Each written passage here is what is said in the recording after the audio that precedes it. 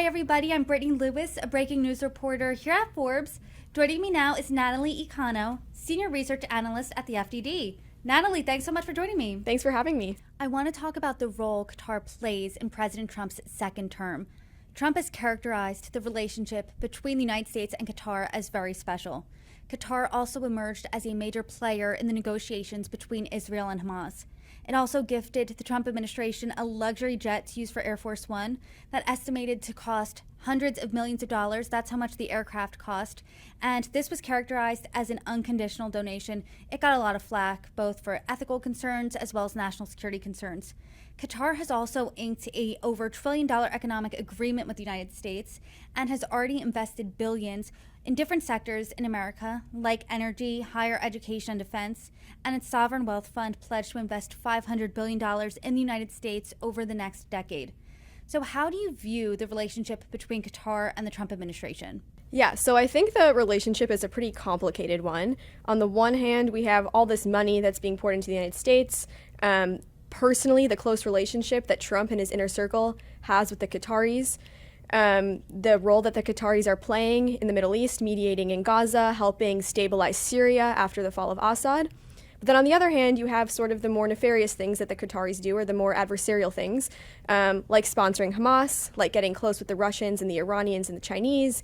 So it's definitely a difficult balance that the Trump administration has to play, sort of leaning into the Qataris as I think they want to do, while also understanding that, these guys might not necessarily be as close friends as we think they are. I want to untangle this difficult relationship, if you will. We're talking about billions of dollars in investment, really $1 trillion economic agreement between the United States and Qatar. I work for a business magazine. I'm here at Forbes, and I said this to you at the beginning of the interview before you and I started, that there's no such thing as a free lunch. I mean, what do the Qataris want with all of these investments? Are they just investing for goodwill, or is it something else? I think there are several things that the Qataris want, but before I get into that, I think it's important to understand who the Qataris are, what their role is in the Middle East, where they are. Qatar is a tiny country. It has 330,000 citizens, but it controls about 10 to 15% of the world's natural gas resources. So it has immense wealth to play with, but the fact that it's pretty small means that it doesn't have a very strong hard power muscle. It needs protection and to seek protection in other ways. And one of the ways it does that is by building up its soft power through spending money, not only in the United States, but also in Europe and other places in the world, to build clout, buy influence, sometimes legally, sometimes not. And the way that manifests in the United States is not only in the Trump administration, not only on the right, but also on the left, building relationships with different politicians on the Hill,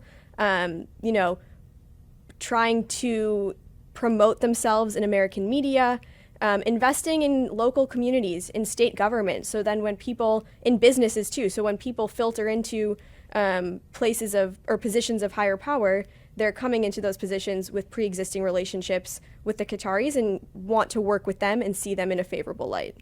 And because of all this money, because of all of what Qatar is doing right now, do you see their influence at all, either in obvious ways or maybe more discreet ways? So I think one of the most obvious examples that I always hit on is in the higher education space. The Qataris spend billions of dollars in the higher education system.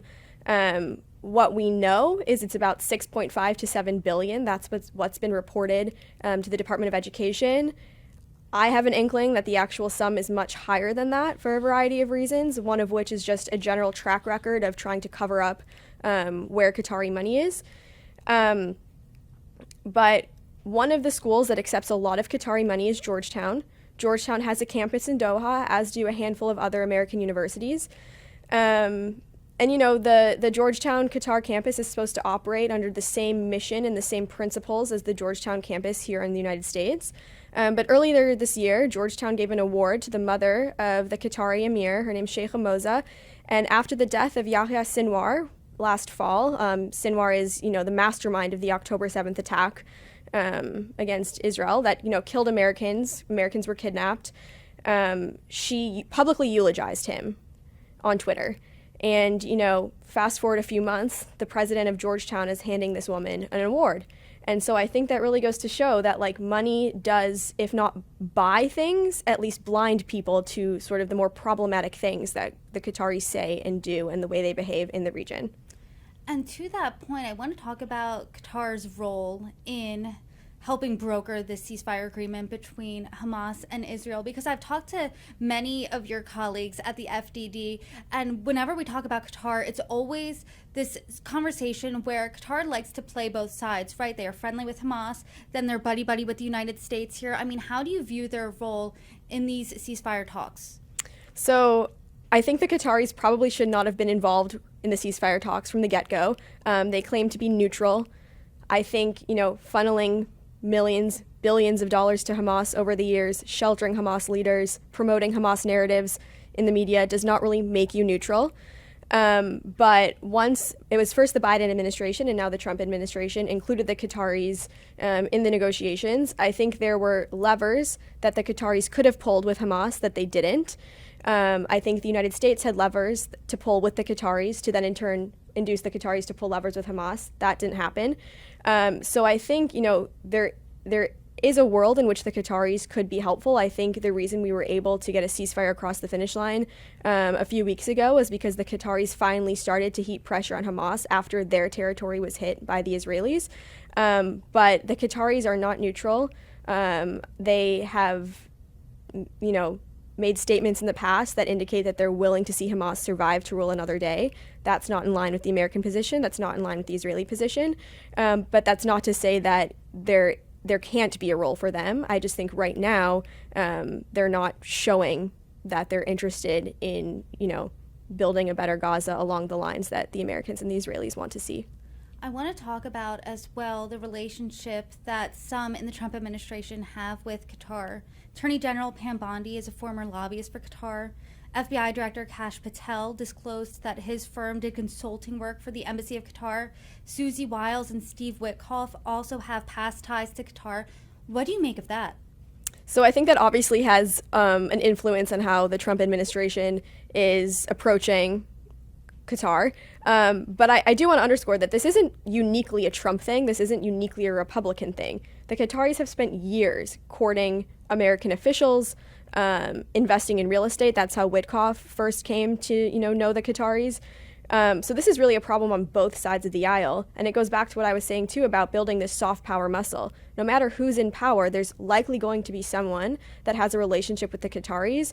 And even if they're not doing the Qataris' bidding overtly and explicitly, they're coming into their position with pre-existing notions and biases. And so, I think the way the ceasefire negotiations have gone, for example, Witkoff obviously is intimately involved in those conversations and has a close relationship with the Qataris. So I think that, likely has an impact on how negotiations proceed and what agreements are inked and what those agreements contain. But this is really a problem in American politics writ large and not just in the Trump administration. I'm thinking about friendships. Let's just take a step back. And I'm thinking about from the perspective of friendships. If I have a friend that we get along great, we have similar values, we've had this relationship for years, that's a good friend. If I'm thinking of someone who's just handing me money, hand over fist, there's no relationship there. Of course, if you're getting money, it's easy to be that person's friend. Let's say the money stops. Is that person going to be friends? I'm curious, when you put Qatar in there, the United States here, as the person getting the money, is this relationship purely transactional, do you think? So, for my assessment, I do think it's a transactional relationship. I don't think that's how certain Trump administration officials or the Qataris would frame it. I think the narrative that we tend to see in the media and from government officials across the board is that the Qataris and the Americans and the Brits and the Europeans, we're all sort of pursuing the same mission and operating according to the same worldview. I don't think that's actually true in the case of the Qataris. They're a major patron of the Muslim Brotherhood, which is a transnational Islamist organization. They're close with the Russians and the Chinese. I think an interesting fact with regard to Russia is that the Qataris have a major stake in, Russia's state-owned gas corporation. And so they're also, comfortable with the Iranians. And so I don't think we can say, the Qataris are, fully on our side in that regard. And if you're a friend with everyone, or at least comfortable with almost everyone, I mean, what do they stand for? Like, what does Qatar stand for? I think what they would say is that they stand for stability, for peace, for neutrality. They try to be friends with everyone so they can mediate conflicts, not just in Gaza, but around the world. The Qataris are involved in Africa. They've helped the U.S. get people out of Venezuela. They've helped reunify families that have been separated during the war in Ukraine. So their whole MO is to be sort of the Switzerland of the Middle East and be useful for everyone. But I think if you look at their media and their statements, it becomes clear that they tend to veer towards one side, and that's not the American side. And Qatar has been designated as a major non-NATO ally.